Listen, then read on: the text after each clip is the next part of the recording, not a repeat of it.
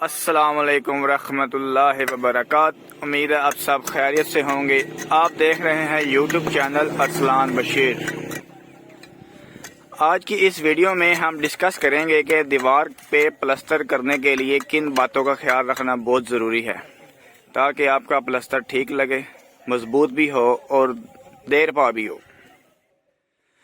हो सकता है जो बातें आज हम डिस्कस करेंगे वो आपके इल्म में हो, लेकिन फिर भी बताना ज़रूरी है कि कुछ मिस्त्री हजरात जो कि आदत से मजबूर होते हैं वो इन बातों का ख्याल नहीं रखते और लास्ट में वो नुकसान मालिकों का ही होता है। सबसे पहले जो दीवार आपने प्लास्टर के लिए सिलेक्ट करनी है उसकी आपने सफाई कर लेनी है। आप देख रहे हैं इस वीडियो में भी ईंटों के साथ ये जो कैरी लगी होती है ना भट्टे की, ये आपने साफ कर लेनी है। ये प्लास्टर में बहुत ज़्यादा परेशानी बनाती है। आप देखें, इसको अच्छी तरह साफ कर लेना है। ये साफ हो जाएगी तो आपकी दीवार बराबर हो जाएगी, मसाला ज़्यादा नहीं लगेगा। ये देखें, आप पूरी दीवार से आपने ये साफ कर लेना है। अगर कोई ईंट बाहर भी हो वो भी आपने तेसी की मदद से काट लेनी है, कोई बड़ी बात नहीं है। दीवार उल्टी साइड होती है तो ईंट एक दो बाहर आ जाती है। दीवार की सफाई करने के बाद आपने दीवार को पानी अच्छी तरह लगाना है। दीवार की तराई आपने बहुत ही ज़्यादा करनी है। जितनी ज़्यादा ईंट गिली होगी प्लास्टर की लाइफ उतनी ज़्यादा ही होगी। आप अगर 3A का भी प्लास्टर कर रहे हैं, दीवार आपकी खुशक है तो उस प्लास्टर का कोई फ़ायदा नहीं है। अच्छी तरह दीवार की तराई करने के बाद आपने हाथ की मदद से ईंटों को प्रेस करना है दीवार को। ये देखें, आपकी ईंटों की जो नमी है वो आपके हाथ पे चिपक जाएगी और आपको महसूस हो जाएगा कि आपकी दीवार सही तरह तराई में है। तराई बहुत ज़रूरी चीज़ है, ये मैं आपको बार बार बता रहा हूँ। अच्छे तरीके से आपने तराई करनी है। दीवार की अच्छी तरीके से तराई करने के बाद आपने खालिस सीमेंट की जो पक्की है ना वो दीवार पे लगानी है। आप देख भी रहे हैं इस वीडियो में। अगर आपको हाथ लगाने से सही आइडिया नहीं होता कि दीवार प्लस पानी सही तरह लगा है या नहीं, आप जैसे ही सीमेंट लगाएंगे वो सीमेंट गीला हो जाएगा। आप इस वीडियो में देख भी रहे हैं। ये देखेंगे, सही तरीके से पूरी दीवार पे आपने खालिस सीमेंट की पक्की लगा लेनी है।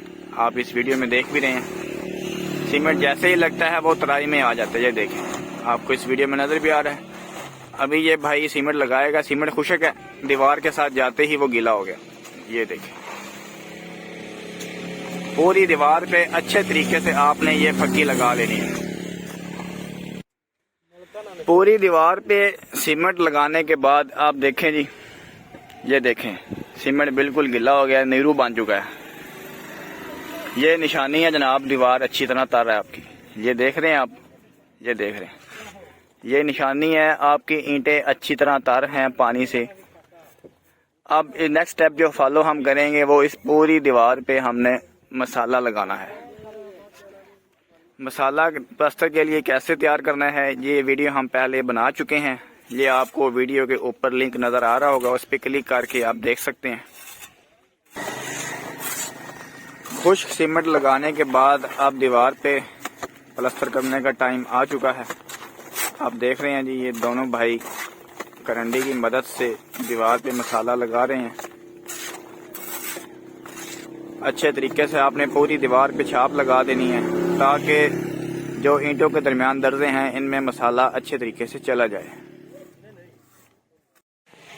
पूरी दीवार पे मसाला लगाने के बाद अब आप देख रहे हैं ये भाई करंडी की मदद से पूरी जो छाप जिसे हम बोलते हैं इसको दबा रहा है, यानी कि प्रेस कर रहा है। ये बहुत ज़रूरी चीज़ है। इससे ये होगा कि मसाला आपकी दर्जों में अच्छे तरीके से चला जाएगा। दीवार की जो दर्ज खाली होगी ईंटों के दरमियान, उसमें मसाला बड़े अच्छे तरीके से प्रेस होकर चला जाएगा। मिस्त्री हजरात कुछ ये करते हैं, कुछ ये नहीं करते, लेकिन ये एक बहुत ज़रूरी चीज़ है, ये आपको करनी चाहिए। अब देखिए, मसाला प्रेस होके दर्जों के अंदर जा रहा है।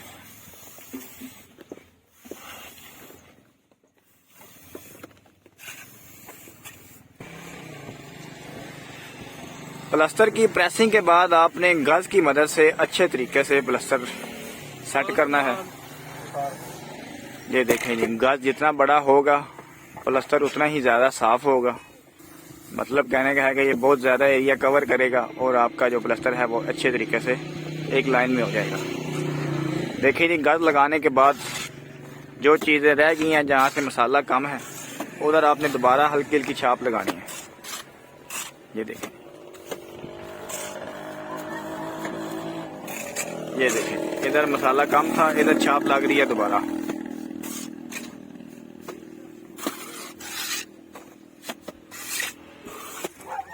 ये देखिए जी, छाप लगाने के बाद जहाँ जहाँ मसाला कम था फिर दोबारा गाज का इस्तेमाल हो रहा है। ये देखें जी,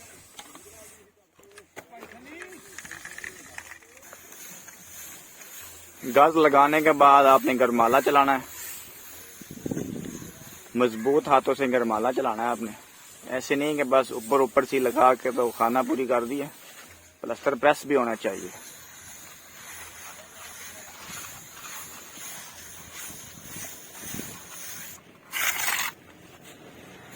जिस जगह पे प्लास्टर में होल हों, छोटे छोटे सुराख होते हैं, उधर आपने कोशिश करनी है कि मसाले से ही फिल किया जाए, ना कि गरमाले की मदद से प्लास्टर को खींच के उधर सुराख फिल कर दिया जाए। ऐसे नहीं आपने करना। ये देखिए, हमारे छोटे छोटे सुराख भी जो है ना दीवार में, ये हम मसाला ही लगा रहे हैं ऊपर। ये देखिए, मसाला लगा के आपने ऊपर गरमाला लगा देना है। कुछ मिस्त्री ऐसे करते हैं जनाब, वो गरमाले की मदद से ही प्लास्टर खींच के ना वो सुराख बंद कर देते हैं, जो कि बाद में फिर दोबारा वाजे हो जाते हैं। अभी देखें आप, हमने जो भी सुराख, छोटे से छोटा सुराख भी है, उधर मसाला लगा के ही हमने बंद किया। ये देखें, तमाम प्लास्टर के सुराख, चाहे वो बड़ा है चाहे वो छोटा सुराख है, वो आपने उधर मसाला ही लगाना है, उसके ऊपर आपने गरमाला चला देना है।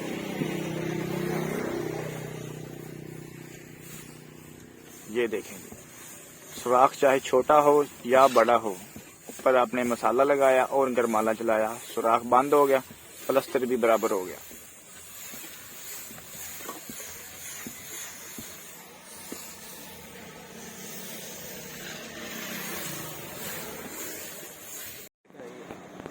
लास्ट पे आपने पूरी दीवार पे फोम लगा देना है।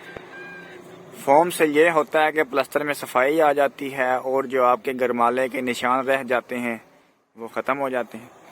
अब देख रहे हैं जी, ये हमारे मिस्त्री हजरात फोम लगा रहा है। जिधर जिधर से फोम लग रहा है उधर से दीवार साफ़ हो रही है। नीचे आप देख लें, गरमाले के निशान हैं, वो भी ख़त्म हो जाएंगे। अगर आपको ये वीडियो पसंद आई है तो वीडियो को लाइक करें, चैनल को सब्सक्राइब करें। मिलते हैं बहुत जल्द ऐसी ही एक और वीडियो के साथ। तब तक के लिए अल्लाह हाफिज़।